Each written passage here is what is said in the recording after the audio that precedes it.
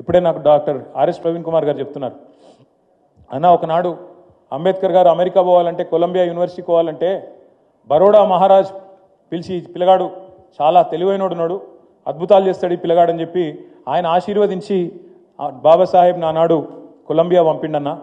కానీ ఆయన బరోడా మహారాజు ఒక్క అంబేద్కర్ గారికి ఆయన దీవెన ఇచ్చిండు. కానీ మన ప్రభుత్వంలో మనం వేలాది మంది పిల్లల్ని అమెరికా పంపినాం, వేలాది మంది లక్షలాది మంది పిల్లల్ని పటిష్టమైన పునాది 1022 పాఠశాలలు పెట్టి ఒక్కొక్క పిల్ల మీద పిల్లోడి మీద భారతదేశంలో ఏ ప్రభుత్వం ఖర్చు పెట్టదు. నెలకు 10,000 రూపాయలు, సంవత్సరానికి 1,20,000 రూపాయలు ఖర్చు పెట్టి నీకు బట్టలు, పుస్తకాలు, బ్యాగులు, సాక్స్, బూట్లతో సహా మొత్తం ప్రభుత్వమే అమ్మ అయ్యా మొత్తం అయ్యి తల్లి తండ్రి అయ్యి వారిని ప్రపంచంతో పోటీపడే పౌరులుగా తర్ఫీదునిచ్చి హిమాలయాలు ఎక్కించినా లేదా కోడింగ్ చేపించినా మరి అంబేద్కర్ ఆలోచన విధానాన్ని, ఆశయాన్ని ఆచరణలో చూపెట్టిన నాయకుడు మన నాయకుడు కేసీఆర్ గారు.